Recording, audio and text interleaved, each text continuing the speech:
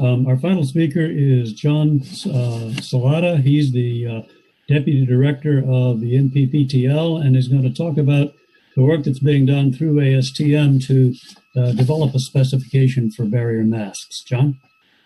Hey, thank you very much, Dan, and thank my colleagues Emil and Jim for the nice lead-in. Next slide, please. As far as what part of the session objectives that my presentation fits into, I looked at it from the perspective of the opportunities to develop devices and control strategies where this type of product, the face covering, fits in. Next slide. One of the things I did want to share with you as part of my discussion was the origin story behind the initiation of this standard. And hard to believe, about less than 3 months ago, I was contacted by INDA, who's a fabrics industry association, about the concept for a get back to work type of product. And there was really two ideas behind that. One was the concept of a better device than a simple cloth face covering that was closer in caliber to, say, an N95 or even a surgical mask, but also a scalability issue, something that would address the scalability issue, excuse me, with the amount of fabric being used from a non-woven perspective in producing respirators. It was time to have a discussion about the potential to use other commonly available materials that would be available in quantity to create different types of designs that could be used for a face covering.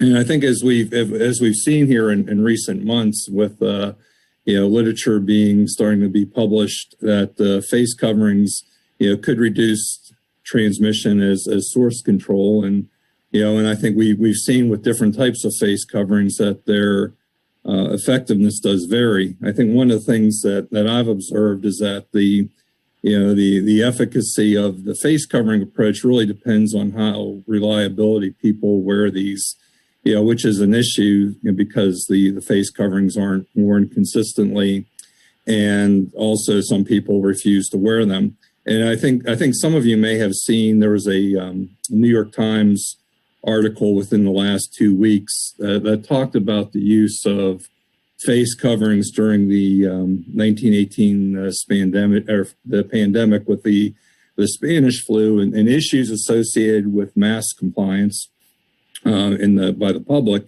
And I don't know, I was a little disturbed about that on two levels. One was that the technology hasn't really evolved in 100 years, and two, that society still has the same issues with regard to wearing these types of products. But really, I think though, in looking at moving forward with this idea, it was not something that NPPTL or NIOSH saw in our occupational approval lane, our conformity assessment lane. So we reached out to ASTM to initiate a work item, to develop a barrier face covering specification. And the thought with this idea was about identifying some minimum level of performance requirements in a standard that would provide better source control, as well as blocking particles from being breathed in. And this idea, really was based on a foundation that this would give wearers, some control over their own safety. They would have a greater incentive to wear them and have more confidence in being able to move into resuming, normal activities. Again, I think the one thing I did want to note with the standard, there was a lot of enthusiasm with participation. I think at the last count, we had exceeded 45. I think we're probably closer to 50 people on the work group now. Next slide, please. So it goes back to, and looking at what this standard could do. And I'm really giving you the 50,000 foot level about the performance elements for the standard. But I think really it falls into a few basic elements of performance. The first is related to protection. And the level of protection is going to depend on how well the particles are going to be blocked going through the face covering. Whether it's, through serving as a source control device with stopping the flow of droplets, as well as the amount of particulates that may be coming in through the face covering.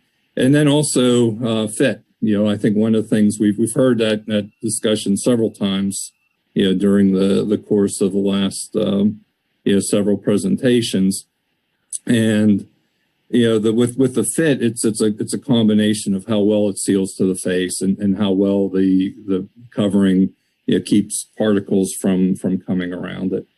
Another aspect behind the performance is comfort. That the face coverings must be comfortable enough for people to wear, for long periods of time and try to prevent the manipulation of the face coverings while people are wearing the device. And another aspect was, looking at this from the standpoint of reuse, that we wanted to make sure that the standard had enough flexibility in it to address products that were reusable, that, still provided a degree of protection after, they were laundered. One of the challenges for us has been to look at this from the aspect of, acknowledging research gaps with performance, at least to helping us determine what performance should be, but to try to make a baseline type document that could be, build upon for, one, protection right now, but two, also, set some minimum criteria that could be expanded on, in the future, through some comprehensive research type efforts to fill in gaps, with regard to knowledge about performance of these items.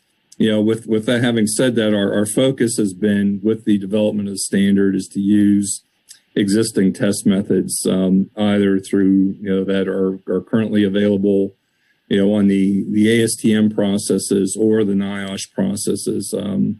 We're looking at filtration requirements using ASTM's F2100 standard and the NIOSH test procedure for N95, filtering face piece efficiency. We're also looking at the ASTM RFC standard that will be coming out in the next couple of months in terms of how we're going to be measuring fit.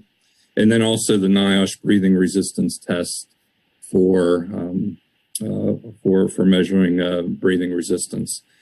I think one of the things that is kind of unique, in terms of looking at the conformity assessment perspectives on this, is that we are planning on also referencing the ASTM method that Jeff Stahl talked about this morning on conformity assessment. But there's really, I think, a unique aspect behind this is that we are going to be initially looking at manufacturers, self-reporting data, with regard to the fit capability, as we had talked about earlier, today about the nature of fit with these types of devices. Our Jeff had mentioned that, I think, this morning in his presentation, that, we are looking at reporting, the fit capabilities of these types of devices, assuming that the users aren't, going to have the capability to fit a product themselves, but, if it's done as part of the approval process, that, they'll provide a higher probability that, these devices will fit somebody when they are put into use. Next slide, please. So I had a few observations, at least in terms of getting prepared for this workshop, and I think the one issue that's been very apparent to me is that the translation of occupational process and procedures to what could potentially be used in a public setting is going to be a challenge. Things, our definitions, our terminology aren't, readily apparent to the public. And, from an observation, and then 95, a surgical mask, a face covering, they're all a mask as far as the public's concerned. So how we introduce, these concepts to public use is going to be very important. Also, I think in terms of looking forward, how we identify required protection for these types of systems. Right now we have a bunch of technical experts, looking at existing literature, previous research, trying to come up with a best guess, about what the performance of these types of products should be, and how we set a baseline to help, identify what research gaps there are, how we identify hazards and appropriate levels of performance. Those are things that we're going to need to address moving forward. Also, I think, and others have talked about this, the oversight associated with, this type of product, that who owns the space, how is this done from a national perspective? And then finally, the conformity assessment, and I think I can refer back to the presentations that Rich and Mary Ann and Jeff Stoll gave earlier to talk about, those types of features. But, having an assurance that the product does meet a performance standard, helps to eliminate, devices from the market that aren't offering any protection at all. And I think I mentioned in the committee meeting, the work group meeting recently, that this is very reminiscent of, an effort that was addressed in the early 2000s related to escape respirators, for workers, that following 9/11, there were a lot of products in the marketplace that were being sold that offered, CBRN type protections for users, and many of them disappeared from the marketplace. And when a standard that identified the appropriate protections for the hazards that were identified was developed and put into use. And finally, I think the challenge for us, looking at this moving forward, is how can we present, performance for face coverings and any other types of products that may be evolve for the public, and that people can make an informed decision about how to use these things, or if they need to use these things. And so with that, I think next slide. And that's just the disclaimer that these are my thoughts and not that of my employer. So with that, I'm finished.